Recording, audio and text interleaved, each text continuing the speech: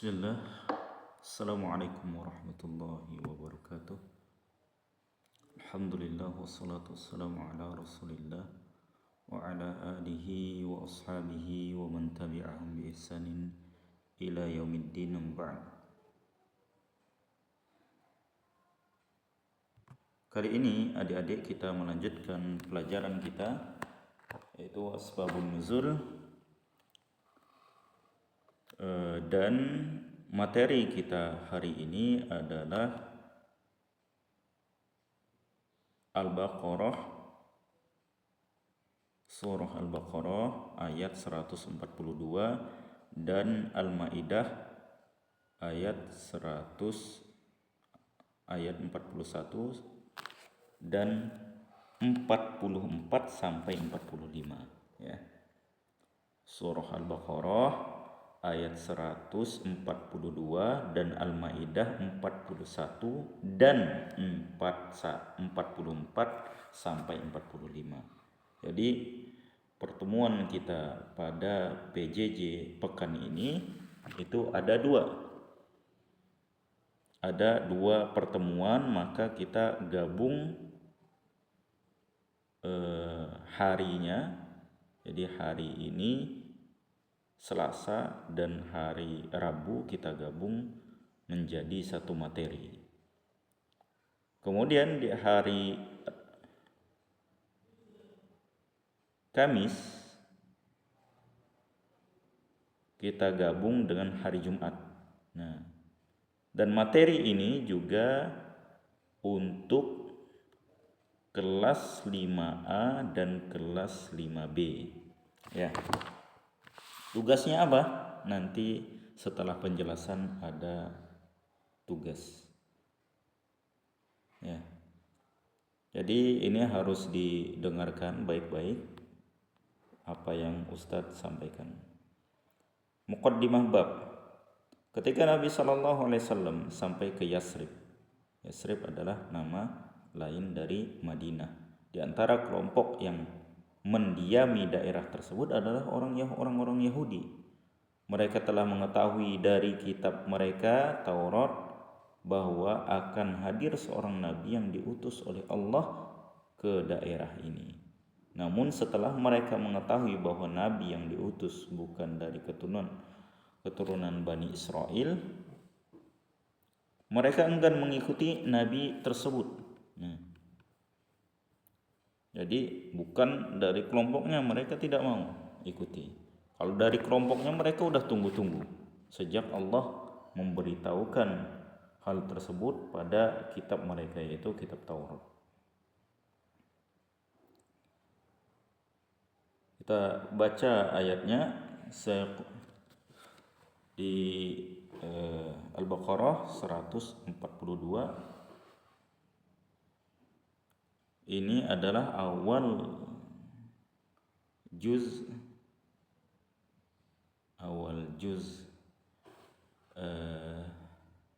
2 ya, awal juz 2. A'udzu billahi minasy syaithanir rajim. Sayaqulu as-sufaha'u minan nasi ma wallahum an qiblatihim allati kanu 'alaiha. Qul lillahil masyriq wal maghrib yahdi man yasha'u ila siratim mustaqim. Orang-orang yang kurang akal di antara manusia akan berkata, apakah yang memalingkan mereka muslim dari kiblat yang dahulu mereka berkiblat padanya? Katakanlah, Muhammad milik Allah lah timur dan barat. Dia memberi petunjuk kepada siapa yang dia kehendaki ke jalan yang lurus.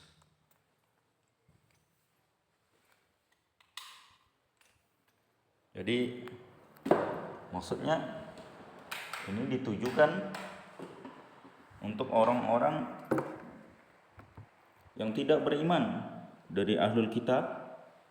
Mereka mencela Nabi Muhammad SAW yang dulunya beribadah, salatnya menghadap Baitul Maqdis, kemudian Allah menyuruh nabinya untuk menghadap ke Baitullah, Ka'bah di Makkah.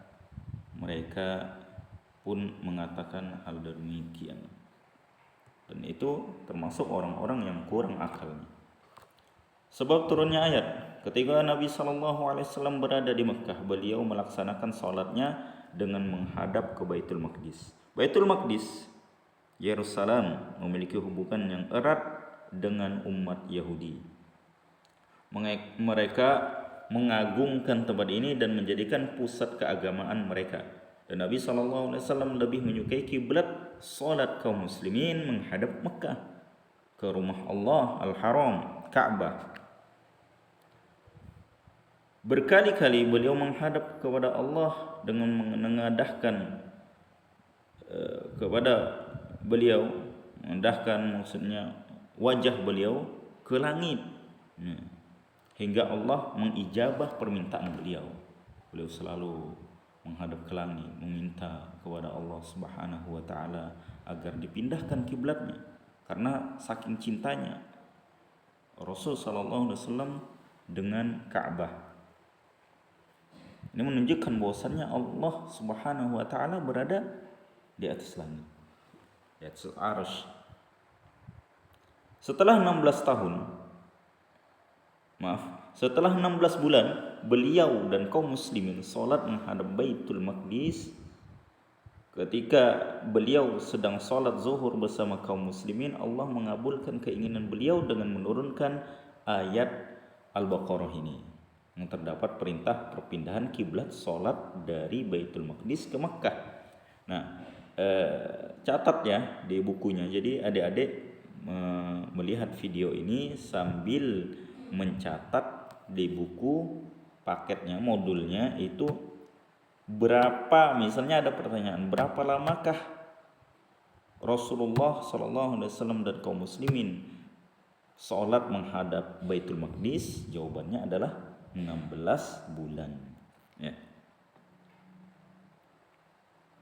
Ketika beliau salat asar bersama kaum muslimin di Masjid Nabawi, beliau pun salat bersama kaum muslimin dengan menghadap ke Baitul Maqdis. Ini salat asar. Ketika salah satu sahabat yang ikut salat bersama beliau berjalan melewati salah satu masjid, dia melihat jamaah salat sedang ruku menghadap Baitul Maqdis.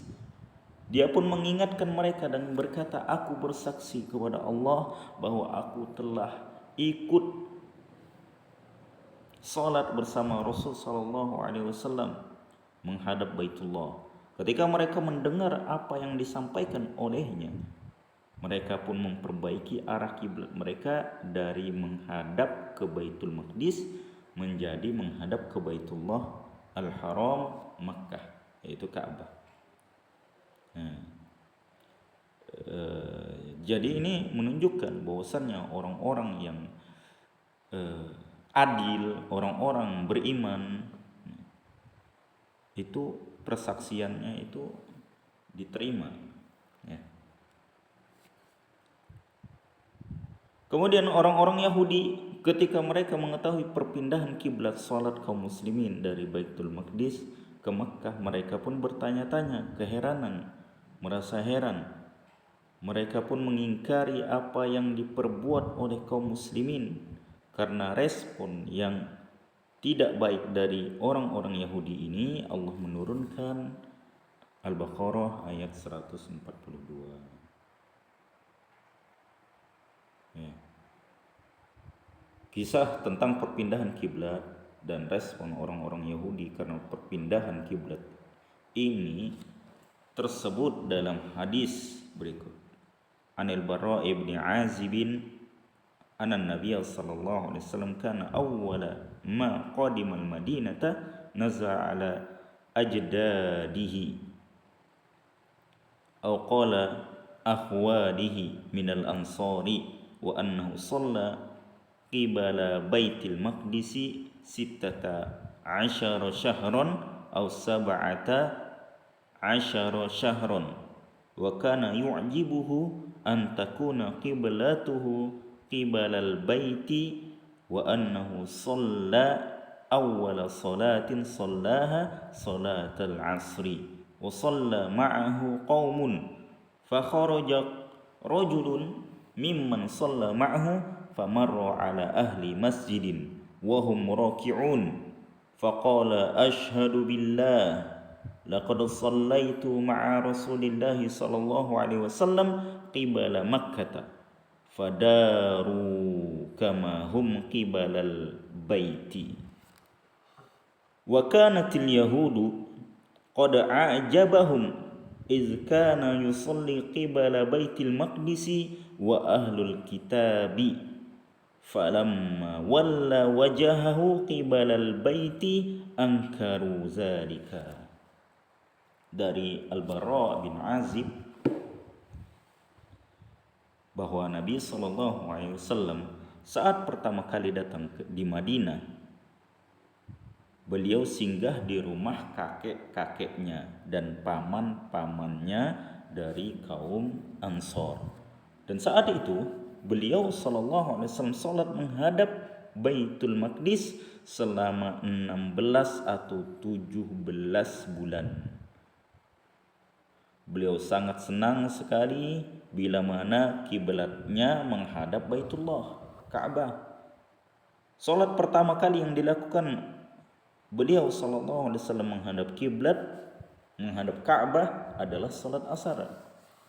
Sementara orang-orang pun ikut salat bersama beliau. Pada suatu hari sahabat yang ikut salat bersama Nabi sallallahu alaihi wasallam pergi melewati orang-orang di masjid lain saat mereka sedang ruku. Maka ia serukan, aku bersaksi kepada Allah bahwa aku telah mengikuti salat bersama Rasulullah sallallahu alaihi wasallam menghadap Baitullah. Lantas orang-orang yang tengah ruku itu berputar menghadap Baitullah. Hanya saja orang-orang Yahudi dan ahlul kitab menjadi heran, sebab sebelumnya Nabi sallallahu alaihi wasallam salat menghadap Baitul Maqdis. Ketika melihat Nabi SAW menghadapkan wajahnya ke Baitullah, mereka mengingkari hal itu. Hadis riwayat Bukhari. Jadi ini pengingkaran terhadap syariat Allah oleh orang-orang Yahudi.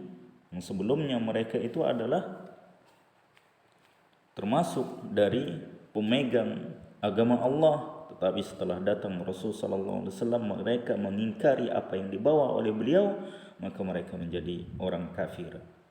Faedah yang dapat diambil, yang pertama, orang-orang yang menolak hukum syariat Allah dikategorikan sebagai orang-orang dungu, kurang akalnya. Pada ayat ini Allah menyebutkan ahlul kitab sebagai orang-orang yang dungu, safih,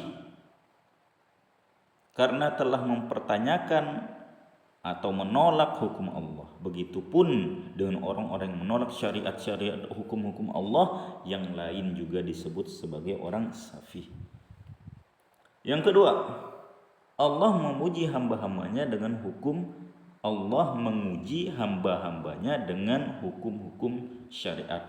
Allah menguji hamba-hambanya dengan hukum-hukum yang diturunkan dari hal-hal yang wajib, yang diharamkan, dan yang lainnya. Pada ayat ini terdapat perintah untuk kaum muslimin salat menghadap ke Mekah, Ka'bah, yang selama ini mereka salat menghadap ke Baitul Maqdis.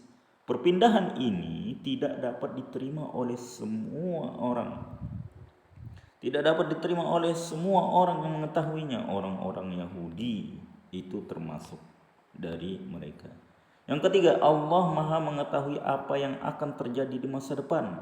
Pada ayat ini Allah menyebutkan bahwa orang-orang yang dungu akalnya, kurang akalnya, Yahudi akan merasa aneh dengan perpindahan kiblat salat kaum muslimin dari Baitul Maqdis ke Makkah.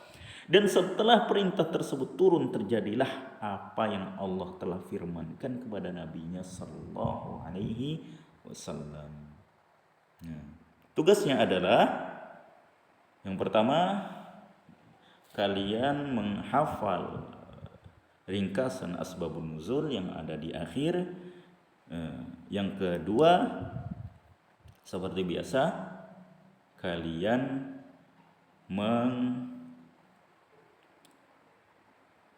menghafal faedah, ya, menghafal faedah 1 sampai 3 sampai titik saja, ya. Tadi apa?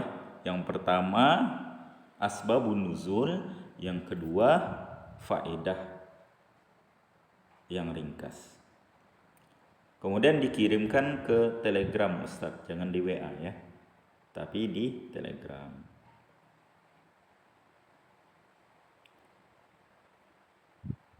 Surah yang kedua yaitu kita beralih ke surah Al-Maidah ayat 41 dan 44 sampai 47. Kita baca ayatnya.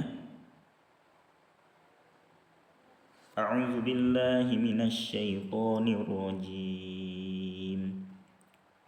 يا أيها الرسول لا يحزنك الذين يسارعون في الكفر من الذين قالوا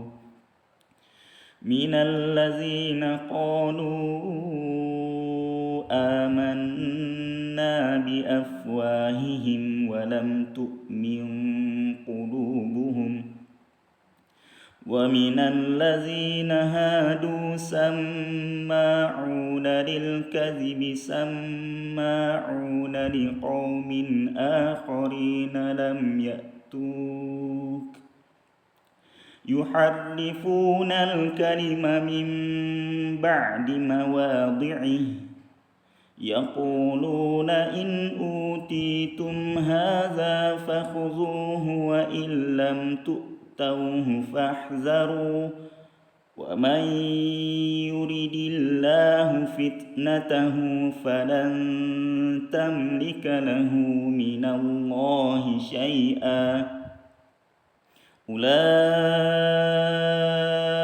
الذين لم يرد الله أن يطهر قلوبهم لهم في الدنيا خزي ولهم في الآخرة عذاب عظيم.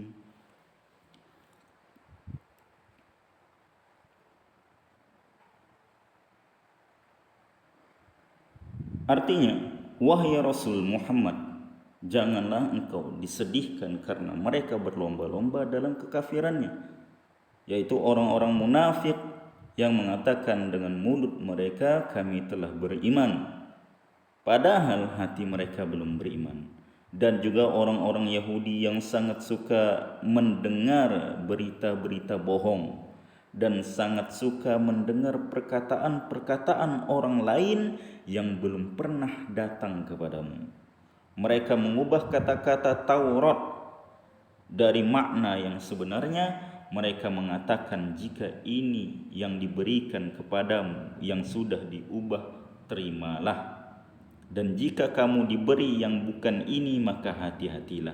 Barang siapa yang dikehendaki Allah untuk disesatkan, maka engkau tidak akan mampu menolongnya dari Allah sedikit pun.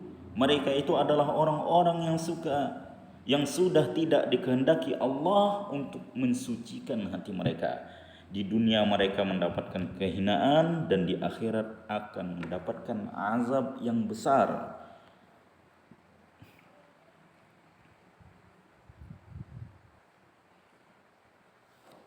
Kemudian ayat yang selanjutnya itu ayat 44 dan 45 sampai 47. A'udzu billahi minasy syaithanir rajim.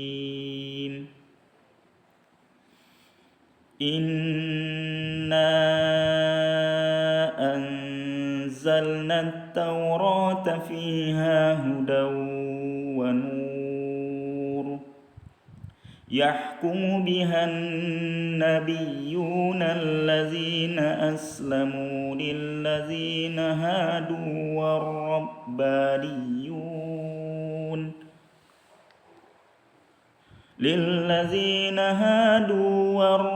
والربانيون والأحبار بما استحفظوا من كتاب الله وكانوا عليه شهداء فلا تخشوا الناس واخشوني ولا تشتروا بآياتي ثمنا قليلا ومن لم يحكم بما أنزل الله فأولئك هم الكافرون وكتبنا عليهم فيها أن النفس بالنفس والعين بالعين والأنف بالأنف والأذن بالأذن والسن بالسن والجروح قصاص فمن تصدق به فهو كفارة له ومن لم يحكم بما أنزل الله فأولئك هم الظالمون وقفينا على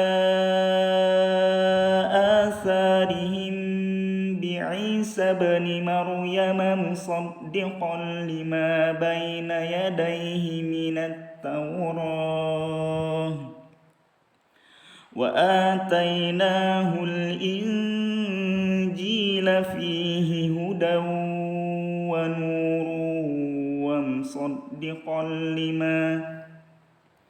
ومصدقا لما بين يديه من التوراة وهدى وموعظة للمتقين وليحكم أهل الإنجيل بما أنزل الله فيه ومن لم يحكم بما أنزل الله فأولئك هم الفاسقون. Artinya sungguh kami yang menurunkan kitab Taurat, di dalamnya ada petunjuk dan cahaya, yang dengan kitab itu para nabi yang berserah diri kepada Allah memberikan putusan atas perkara orang Yahudi. Demikian juga para ulama dan pendeta-pendeta mereka, sebab mereka diperintahkan memelihara kitab-kitab Allah dan mereka menjadi saksi terhadapnya. Karena itu janganlah kamu takut kepada manusia, tetapi takutlah kepadaku, yaitu Allah. Dan janganlah kamu jual ayat-ayatku dengan harga murah. Barang siapa yang tidak memutuskan dengan apa yang diturunkan Allah, maka mereka itulah orang-orang kafir. Kami telah menetapkan bagi mereka di dalamnya Taurat bahwa nyawa dibalas dengan nyawa, mata dengan mata, hidung dengan hidung, telinga dengan telinga, gigi dengan gigi, dan luka-luka pun ada kisosnya, balasan yang sama. Jadi para pendeta, orang-orang ulama-ulama mereka itu disuruh berhukum dengan hukum Allah. Tapi kebanyakan mereka berpaling. Mereka membuat hukum sendiri atau mengubah kitab Allah. Kemudian di sini juga dijelaskan, Allah menjelaskan itu semua itu dikisos, ada kisosnya. Seandainya seorang yang membunuh nyawa, maka dibalas dengan nyawa, dikisos dengan nyawanya. Mata juga dibalas dengan mata. Semua kejahatan di dalam Islam itu memberikan efek jera bagi orang yang melakukannya agar tidak mengulangi lagi. Barang siapa yang melaksanakan hak kisos tersebut, maka itu menjadi penembus dosa baginya. Setelah dikisos maka dihapus dosanya. Barang siapa yang tidak memutuskan perkara menurut apa yang diturunkan Allah, maka mereka itulah orang-orang zalim. Dan kami teruskan jejak mereka dengan mengutus Isa putra Maryam, memberikan kitab yang sebelumnya yaitu Taurat, dan kami menurunkan Injil kepadanya. Setelah Taurat turunlah Injil.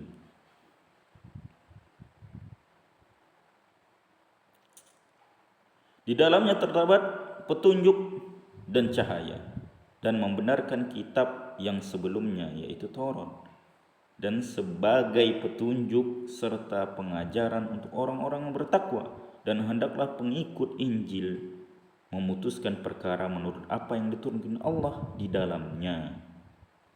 Barang siapa yang tidak memutuskan perkara menurut apa yang diturunkan Allah, maka mereka itulah orang-orang yang fasik. Sebab turunnya ayat, pada suatu saat di negeri Yasrib, kota Madinah Munawwarah sekarang, orang-orang Yahudi lewat di hadapan Nabi SAW dengan orang-orang yang sedang dicoreng mukanya dengan arang dan sambil dicambuk. Orang-orang yang dihukum tersebut adalah pelaku zina.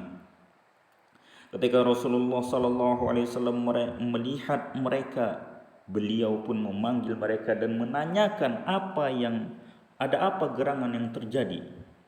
Mereka pun mengatakan bahwa mereka sedang menghukum seorang pezina. Beliau pun heran dan bertanya kepada mereka tentang hukuman yang dijalankan. Apakah sesuai dengan apa yang dalam kitab Taurat yang merupakan pedoman beragama dan kehidupan mereka? Beliau berkata kepada mereka, apakah demikian hukuman yang ditetapkan bagi pelaku zina dalam kitab kalian? Salah seorang dari mereka menjawab, iya. Nabi pun tidak yakin dengan jawaban yang dilontarkan oleh salah satu dari orang-orang Yahudi tersebut. Beliau pun memanggil salah satu ulama mereka. Nabi pun bertanya kepadanya, aku bersumpah dengan Allah yang telah menurunkan Taurat kepada Musa. Apakah demikian hukuman bagi pelaku zina yang kalian temukan dalam kitab kalian? Sang ulama Yahudi menjawab, tidak. Seandainya engkau tidak menyumpahku, aku tidak akan memberitahumu. Yang kami temukan adalah dirajam pelaku zina. Akan tetapi itu perbuatan zina banyak terjadi pada orang-orang terhormat di kalangan kami. Sehingga apabila kami mendapati pelakunya adalah orang terhormat, mulia, banyak harta, kami tidak menghukumnya sebagaimana diatur di dalam Taurat. Dan apabila kami mendapati orang yang lemah, maka kami tegakkan had kepadanya. Kami tegakkan rajam, dilempar pakai batu dia. Itu hukumannya. Tapi kalau pelaku zinanya orang terhormat, terpandang raja, keluarga raja, orang kaya, mereka tidak menetapkan rajam itu. Ini mereka melihat seperti itu. Kemudian dia menjelaskan bahwa mereka telah bersepakat untuk membuat aturan khusus bagi pelaku zina dari kalangan bangsawan dan orang-orang terhormat yang berbeda dengan masyarakat biasa. Mendengar penuturan orang tersebut, Rasulullah SAW berdoa, ya Allah, sesungguhnya aku orang yang pertama kali menghidupkan perintahmu saat mereka mematikannya. Lalu beliau pun memerintahkan pelaku zina tersebut itu dirajam. Kemudian Allah menurunkan ayat ini. Sebelum mereka mengijabah panggilan Nabi, di antara mereka ada yang berkata, penuhilah panggilan Muhammad. Jika dia memerintahkan Allah untuk mencoret pelaku zina dengan arang, maka taatilah. Namun jika dia memerintahkan kalian untuk mengamalkan syariat rajam, jangan kalian turuti. Ketika dipanggil ini, ditanya apa ini hukumnya bagi pelaku zina. Misalnya Rasulullah SAW menjawab bahwasannya dicoret mukanya saja, tidak dirajam, maka ditaati. Tapi kalau misalnya Rasulullah SAW bilang bahwasannya dirajam, jangan ikuti. Jadi mereka mengikuti hawa nafsu. Kalau seandainya itu baik bagi mereka, mereka ikuti. Kalau tidak sesuai hawa nafsu, mereka tidak mau ikuti. Kisah tentang penyimpangan orang-orang Yahudi dalam menghukum pelaku zina di atas tersebutkan dalam sebuah hadis. Anil Barra ibn Azib qala murru ala Rasulillah sallallahu alaihi wasallam biyahudiyyin muhammamin majludin fada'ahum faqala ahakaza tajiduna haddaz zani fi kitabikum faqalu na'am qala fada'a rajulan min ulamaihim faqala anshuduka billah allazi anzala at-taurata ala Musa ahakaza tajiduna haddaz zani fi kitabikum faqala la wallahi walaula annaka anshadtani bihadza lam ukhbirka najidu haddaz zani fi kitabina rajma walakinnahu kasura fi ashrafina fakunna idza akhadna asy-syarifa taraknahu wa idza akhadna ad-dha'ifa aqamna 'alaihi al-hadd faqulna ta'alau hatta naj'ala syai'an nuqimuhu 'ala asy-syarifi wal wadi'i fajtama'na 'ala at-tahmimi wal jaldi qala Rasulullah sallallahu alaihi wasallam Allahumma inni awwalu man ahya amrak iz amatu qala fa amara bihi farujima fa anzalallahu azza wa jalla ya ayyuhar rasul la yahzunka allazina yusari'una fil kufr ila qawlihi yaquluna in utitum hadza yaquluna tu Muhammadan fa in aftakum bitahmimi wal jaldi fakhuzuh wa in aftakum birrajmi fahzaru ila qawlihi wa man lam yahkum bima anzalallah fa ulaika humul kafirun qala fil yahudi ila qawlihi wa man lam yahkum bima anzalallahu fa ulaika humuz zalimun wa man lam yahkum bima anzalallahu fa ulaika humul fasiqun qala hiya fil kuffari kulliha. Dari Barra bin Azib, ia berkata, suatu ketika seorang Yahudi yang wajahnya telah dicoreng dengan arang dan habis dihukum dera lewat di hadapan Rasul sallallahu alaihi wasallam. Kemudian beliau memanggil orang-orang Yahudi dan bertanya kepada mereka, apakah seperti ini hukuman bagi para pelaku zina yang tertera dalam kitab kalian? Mereka menjawab, benar, seperti inilah yang tertera dalam kitab kami. Maka beliau memanggil salah seorang dari ulama mereka kemudian bertanya, saya bersumpah padamu dengan nama Allah yang telah menurunkan kitab Taurat kepada Musa. Apakah seperti ini hukuman bagi para pelaku zina yang tertera di dalam kitab kalian? Maka semua ulama itu menjawab, tidak demikian. Demi Allah, sekiranya Anda tidak memintaku untuk bersumpah dengan ini, maka saya tidak akan mengabarkannya kepada Anda. Kami mendapati hukuman bagi seorang penzina dalam kitab kami adalah hukum rajam.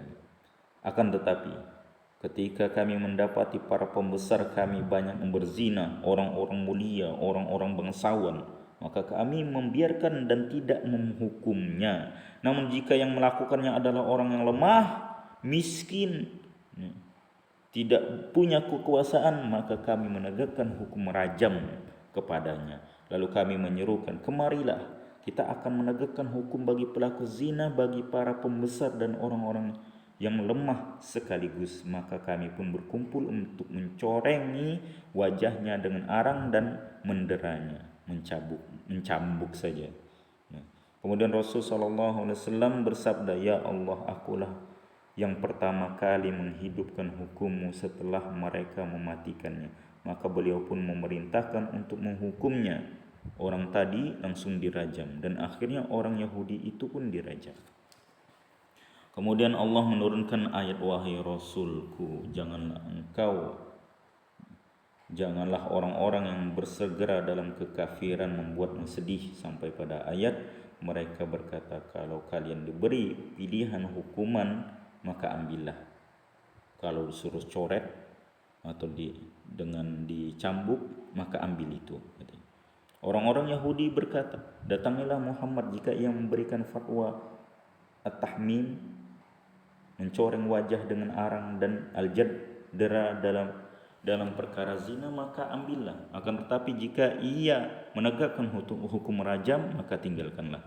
Sampai pada firman-Nya, barang siapa yang tidak berhukum kepada apa yang telah diturunkan Allah, maka mereka itulah orang-orang kafir. Adapun berkenaan ayat barang siapa yang tidak berhukum kepada apa yang telah diturunkan Allah, maka mereka itulah orang-orang yang zalim. Kemudian di ayat yang lain itu barang siapa yang tidak berhukum kepada hukum yang diturunkan oleh Allah, maka mereka itulah orang yang fasik. Ya. Faulaika humul kafirun, ada faulaika humul kafirun, mereka orang kafir, mereka orang zalim, mereka orang fasik, disebutkan di situ. Faedah yang pertama, patokan keimanan, kebaikan, kekufuran dan keburukan seorang adalah hatinya. Iman yang tertancap dari lisan seorang hamba tidak akan bermanfaat sampai ia tertancap dalam hatinya, karena iman tempatnya di dalam hati. Titiknya adalah patokan keimanan, kebaikan, kekufuran dan keburukan seorang adalah hati. Titik. Yang kedua, peringatan untuk kaum muslimin dari meniru perilaku orang-orang Yahudi. Titik. Berdusta, menyebarkan kedustaan, mendapatkan harta dengan cara yang haram dan memakan harta yang haram adalah di antara kebiasaan ahlul kitab. Seorang mukmin harus menjauhi perbuatan-perbuatan buruk tersebut dan yang lainnya. Yang ketiga, pujian kepada ahlul ilmu sebagai penjaga syariat Allah. Titik. Ya, pujian kepada ahlul ilmi. Maksudnya para ulama syariat Allah yang menjaga syariat Allah. Para ulama itu adalah pewaris para nabi. Mereka yang mengetahui hukum-hukum Allah dan menegakkannya, maka itulah pewaris para nabi yang bertugas menyampaikan dakwah yang didasarkan basirah, ilmu, dan menyebarkan syariat Allah. Tugasnya sama seperti biasanya, yaitu menghafal ringkasan asbabun nuzul dan faedah 1-3 yang ringkas sampai titik. Barakallahu fikum wa jazakumullahu khairan. Adik-adik, kita cukupkan pertemuan kita sampai di sini. Ada 2 asbabun nuzul, jangan lupa dikirim ke Telegram Ustaz. Bisa melalui nomor yang mana saja ada di situ. Kalau bisa yang akhirnya 33 saja ya. Kalau enggak ketemu yang biasanya saja, yang 61 ya. Kita tutup dengan doa kafaratul majlis. Subhanakallahumma wa bihamdika asyhadu an la ilaha illa anta astaghfiruka wa atubu ilaik. Assalamualaikum warahmatullahi wabarakatuh.